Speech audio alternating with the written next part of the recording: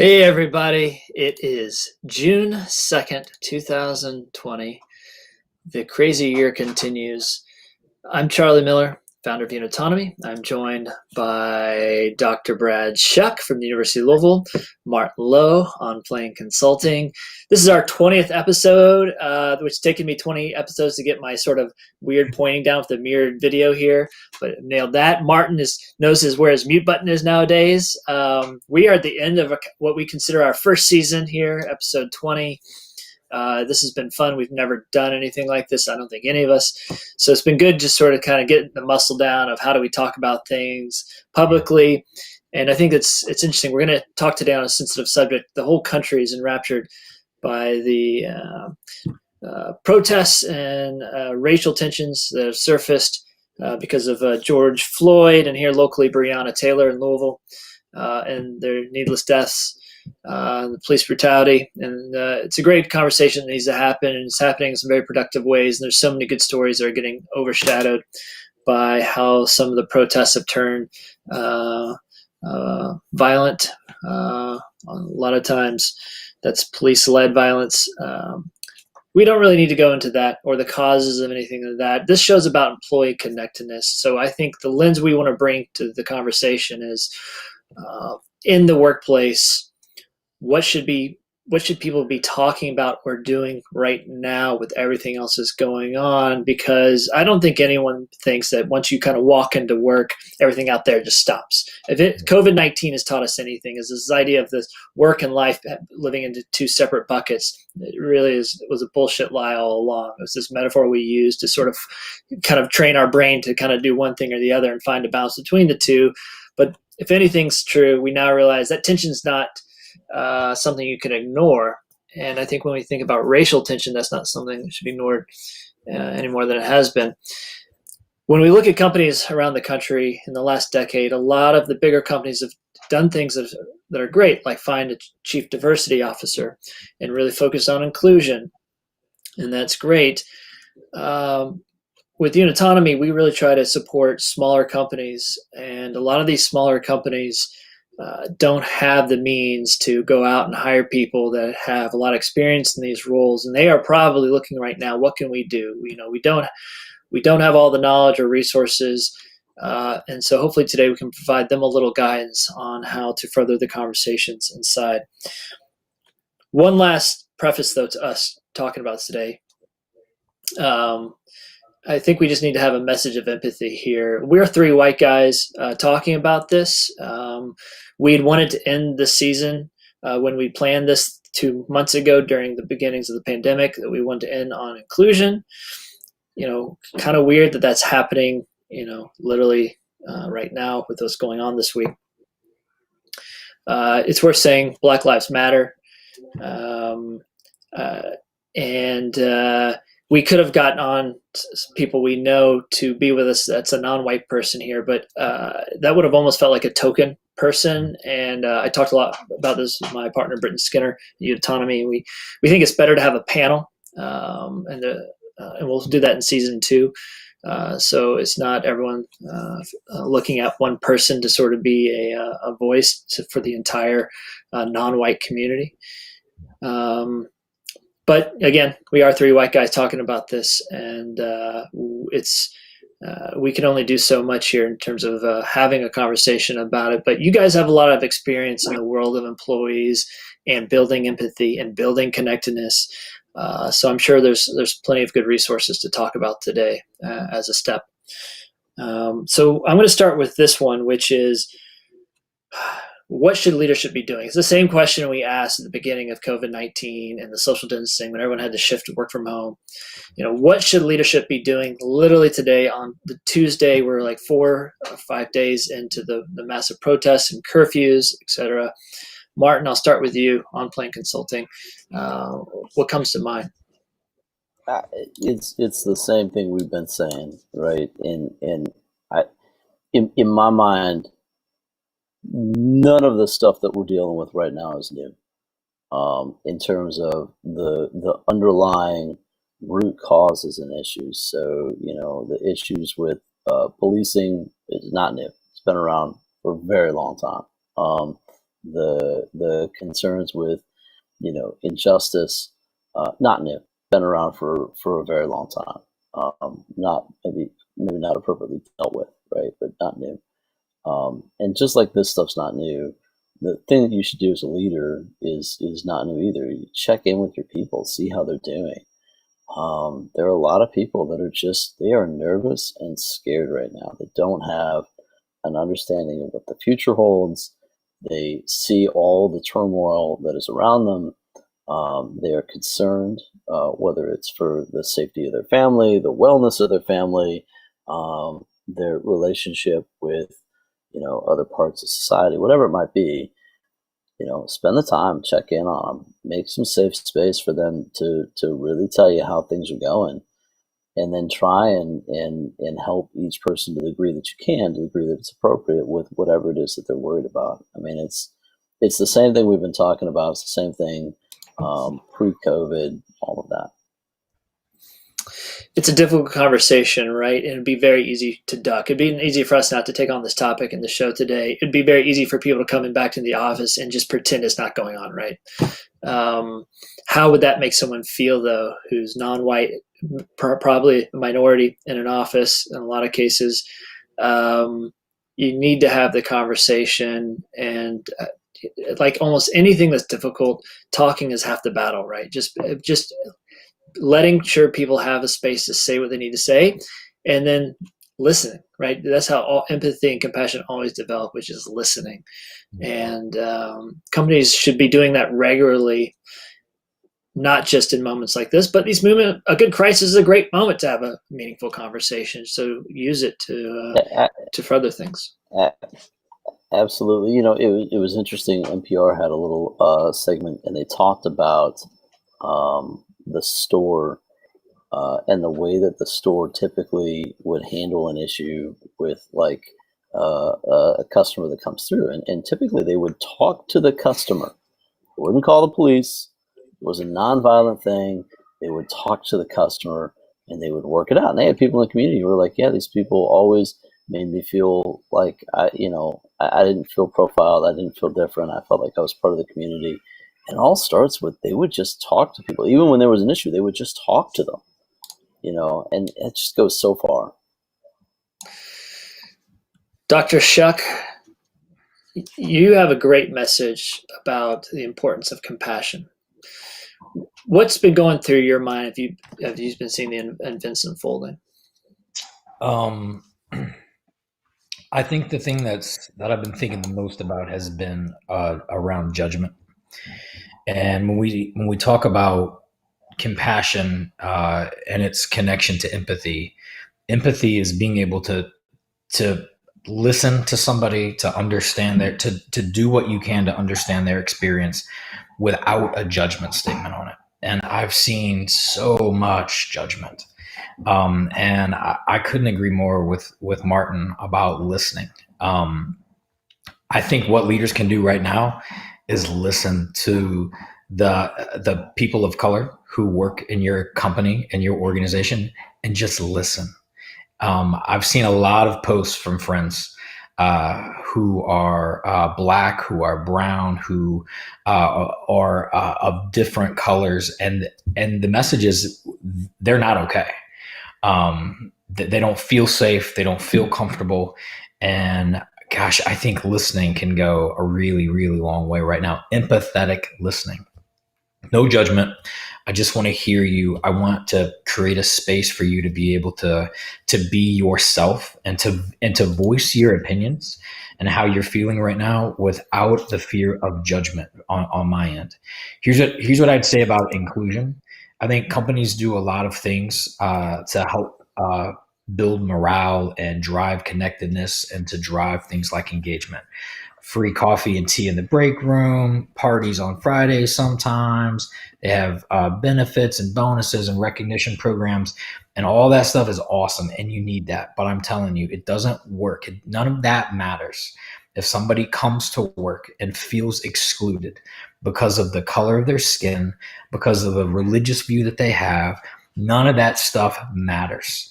We have got to get to a place where work is an experience where people can bring their entire self and without any fear of judgment, or where they have to cover who they are. Man, if we could get there even a little bit. Oh. That's really well said. I don't think leadership should think they're going to solve racism in any workplace. No. The goal is to provide safety and to make sure that you have a culture where you can benefit from a diversity of ideas. And of course, safety and a diversity of ideas, we put that together. That is absolutely the definition of inclusion, right?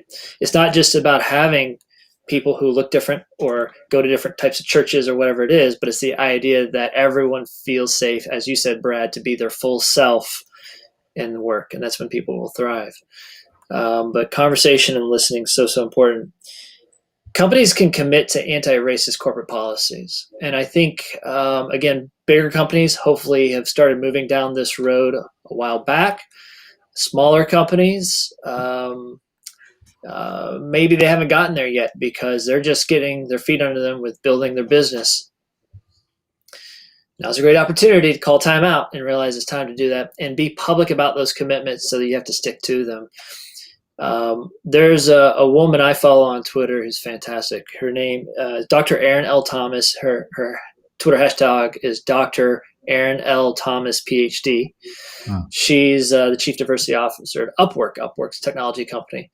But she's fantastic. And a few days ago, she posted a list of actionable ideas companies can do right now to sort of create policies that will really build a space of inclusion. And I copied down a few of them here just to name right now. And I love this. Validate your Black employees' humanity by communicating with directly and personally. I know from my own experience that if you don't have a regular channel for checking in and making sure things are moving and the conversation is still going, if this becomes a once a year annual retreat sort of conversation where you say inclusion matters and you don't do anything, it will actually undermine the entire thing. It's almost worse than doing nothing. It's everyone just realize you're all talk. So I think the most important thing is that the communication doesn't feel forced, but it's a reoccurring thing. You're going to people personally, you're checking in. You need to make sure that Black employees have a place to process information and grieve when some things are happening like this in the world.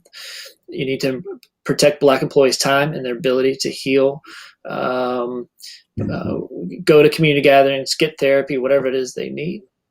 Make sure there's a resource group for people of color, that they feel connected to each other. And then if they need to have private conversations, they can do that. You need Black leadership too. I saw a tweet this morning that I thought was great. It basically said, hey, everybody, we love your Black Lives Matter graphics that your brand's posting right now on LinkedIn or whatever social media. But hey, how about a picture of your leadership or your board of directors? Let's see how many people of color you actually have in your company right now, right?